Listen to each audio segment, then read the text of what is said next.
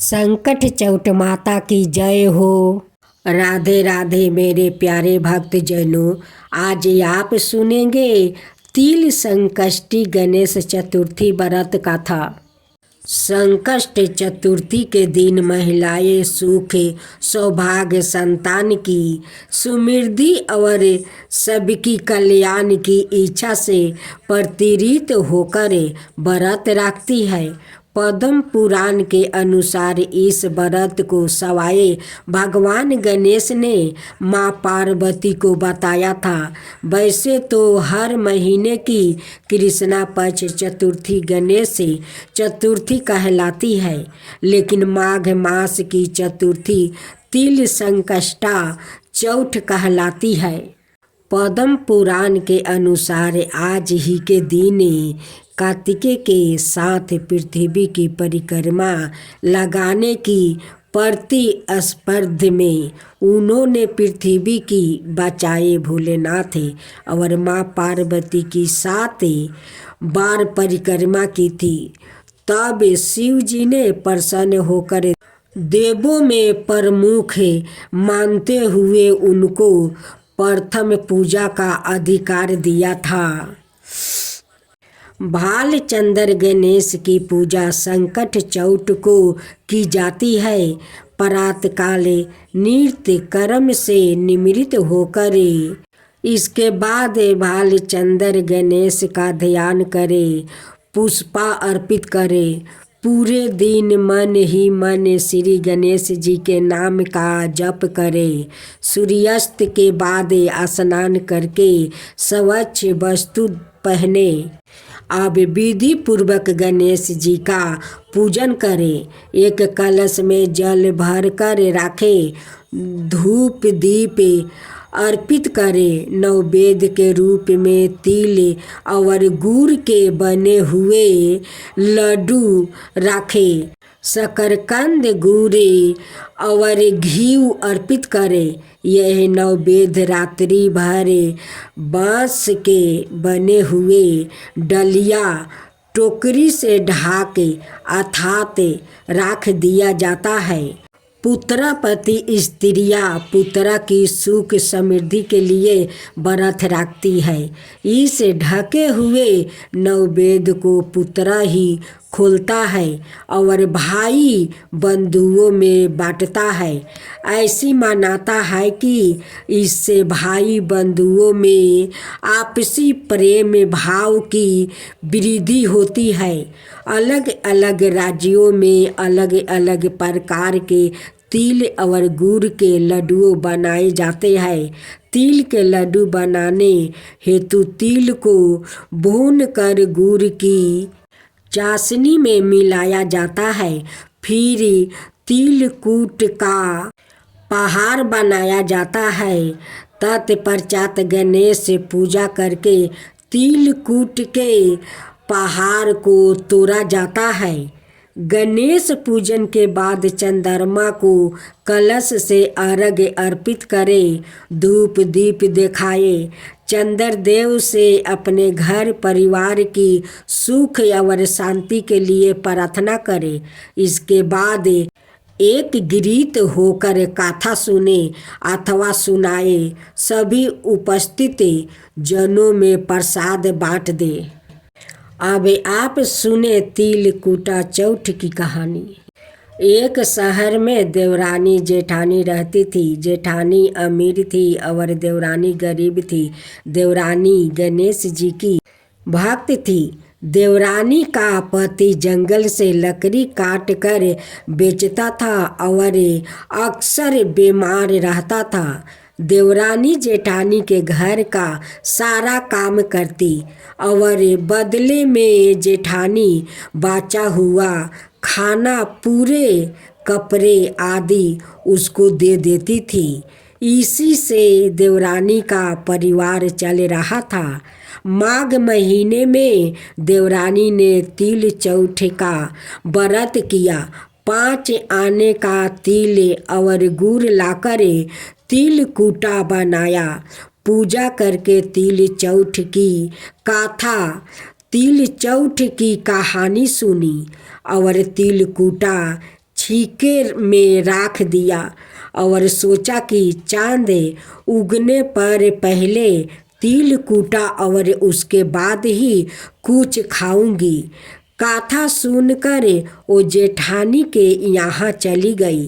खाना बनाकर जेठानी के बच्चों से खाना खाने को कहा तो बच्चे बोले माँ ने व्रत किया है और माँ भूखी है।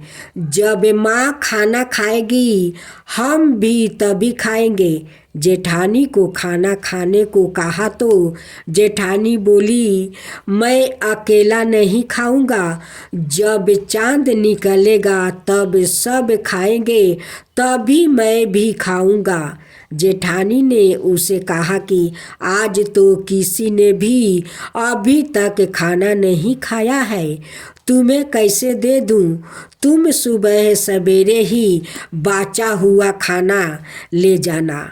देवरानी के घर पर पति बच्चे सब आस लगाए बैठे थे कि आज तो त्योहार है, इसलिए कुछ पकवान आदि खाने को मिलेगा। परंतु जब बच्चों को पता चला कि आज तो रोटी भी नहीं मिलेगी तो बच्चों रोने लगे। पति को भी गुस्सा आ गया, कहने लगा सारा दिन काम करके भी 2 रोटी नहीं ला सकती तो काम क्यों करती हो?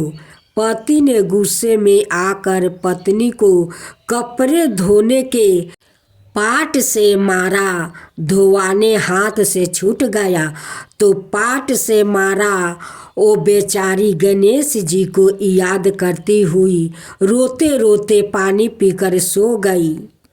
उस दिन गणेश जी देवरानी के सपने में आए और कहने लगे धोवाने मारी पाटे मारी सो रही है या जाग रही है? वो बोली कुछ सो रही हूँ कुछ जाग रही हूँ। गणेश जी बोले भूख लगी है कुछ खाने के दे। देवरानी बोली क्या दूं, मेरे घर में तो अन्न का एक दाना भी नहीं है। जेठानी बाचा कूचा खाना देती है, आज वो भी नहीं मिला। पूजा का बाचा हुआ तिल कूटा छीके में पारा है, वो ही खा लो। तिल कूटा खाने के बाद गणेश जी बोले धोवाने मारी पाटे मारी निमिटाई लगी है, कहाँ निमिटे? ओ बोली ये है पारा घर, जहाँ इच्छा हो वहाँ निपटा लो। फिर गणेश जी बच्चे की तरह बोले अब कहाँ पहुँचूँ?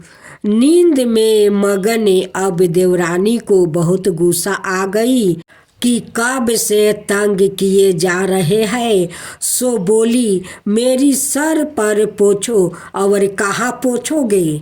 सुबह जब देवरानी उठी तो यह देखकर हैरान रह गई कि पूरा घर हीरे मोती से जगमगा रहा है। सिर पर जहाँ विनायक जी पोछनी कर गए थे वहाँ हीरे के टीके वो बिंदी जगमगा रहे हैं। उस दिन देवरानी जेठानी के यहाँ काम करने नहीं गई। बड़ी देर तक रह देखने के बाद जेठानी ने बच्चों को देवरानी को बुलाने के लिए भेजा। जेठानी ने सोचा कल खाना नहीं दिया इसलिए शायद देवरानी बुरा मान गई है। बच्चे बुलाने गया और बोले चाची चलो माँ ने बुलाया है, सारा काम पारा है। देवरानी ने जवाब दिया अब उसकी ज़रूरत नहीं है, घर में सब भरपूर है। गणेश जी के आशीर्वाद से बच्चे ने घर जाकर माँ को बताया कि चाची का तो पूरा घर हीरे मोती से जगमगा रहा है। जेठानी दौड़ती हुई देवरानी के पास आई और पूछी कि यह सब हुआ कैसे। देवरानी ने उसके साथ जो हुआ वो सब कह डाली। घर लौट कर जेठानी अपने पति से कहा कि आप मुझे धोआने और पट्टे से मारो। उसका पति बोला कि भली मानस, मैंने कभी तुम्हें पर हाथ भी नहीं उठाया। मैं तुम्हें धोआने और पाटे से कैसे मार सकता हूँ। वो नहीं मानी और जिद करने लगी। मजबूर पति को उसे मारना पड़ा। उसने ढेर सारा घी डालकर चूरमा बनाया और छीके में राख कर और सो गई। रात को चौठ विनायक जी सपने में आए। कहने लगे, भूख लगी है, क्या खाऊं। जेठानी ने कहा, हे गणेश जी महाराज, मेरी देवरानी के यहाँ तो आपने सूखा तिल कूटा खाया था। मैंने झरते घी का चूरमा बनाकर आपके लिए छीके में रखा है। फल और मेवा भी रखा है, जो चाहे खा लीजिए। बाल स्वरूप गणेश जी बोले, अब निपटे कहाँ। जेठानी बोली, उसके यहाँ तो टूटी फूटी झोपड़ी थी, मेरे यहाँ तो कंचन के महल है, जहाँ चाहो वहाँ निपटा लो। फिर गणेश जी ने पूछा, अब पोछूं कहाँ। जेठानी बोली, मेरे लालाट पर बड़ी सी बिंदी लगाकर पोछ लो। धन की भूखी जेठानी सुबह बहुत जल्दी उठ गई। सोचा घर हीरे जवाहरात से भर चुका होगा, पर देखा तो पूरे घर में गंदगी फैली हुई थी। तेज बदबू आ रही थी। उसके सिर पर भी बहुत सी गंदगी लगी हुई थी।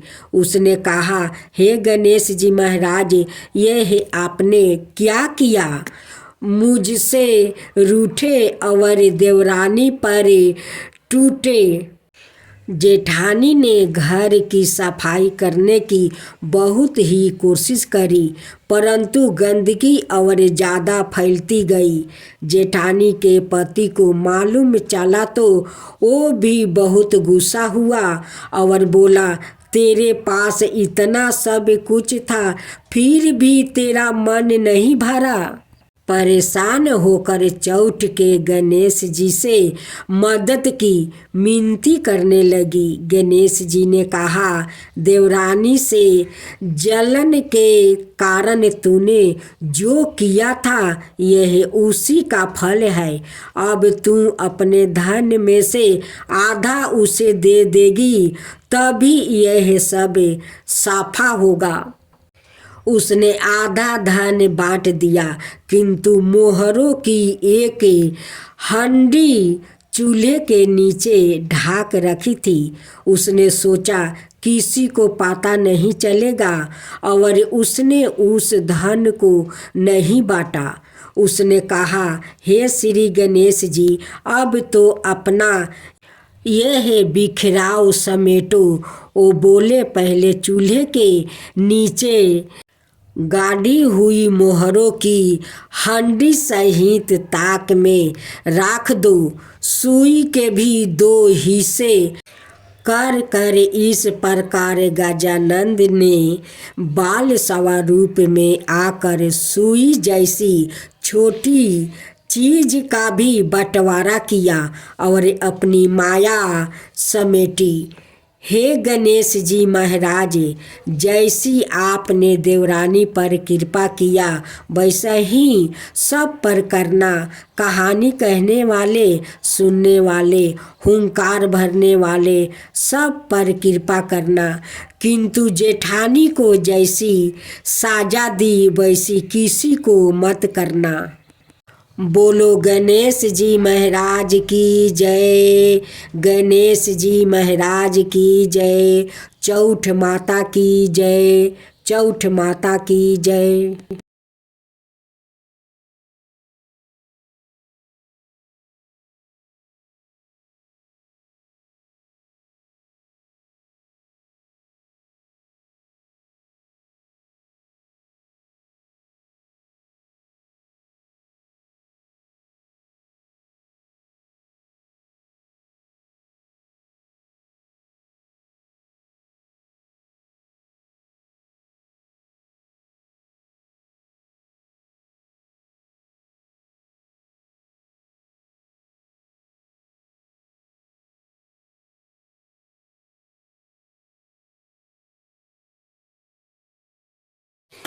जय गणेश जय गणेश जय गणेश देवा, माता जानकी पार्वती पिता महादेवा।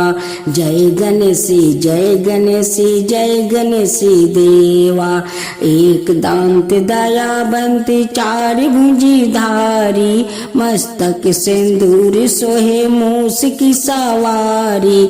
जय गणेश जय गणेश जय गणेश देवा, माता जानकी पार्वती पिता महादेवा। अंधन को आँख देते, कोढ़ियन को काया, बाजिन को पुत्र देते, निर्धन को माया। जय गणेश जय गणेश जय गणेश देवा, माता जानकी पार्वती पिता महादेवा। हार चढ़े फूल चढ़े और चढ़े मेवा, लड्डुअन का भोग लगे संत करे सेवा। जय गणेश जय गणेश जय गणेश देवा, दीनन की लाज रखो सुबह सुतिवारी, कमना का पूरा करो जग बलिहारी। जय गणेश जय गणेश जय गणेश देवा, सूर्य सायं शरण आए सफल की जो सेवा। जय गणेश जय गणेश जय गणेश देवा, माता जानकी पार्वती पिता महादेवा। जय गणेश जय गणेश जय गणेश देवा, माता जानकी पार्वती पिता महादेवा।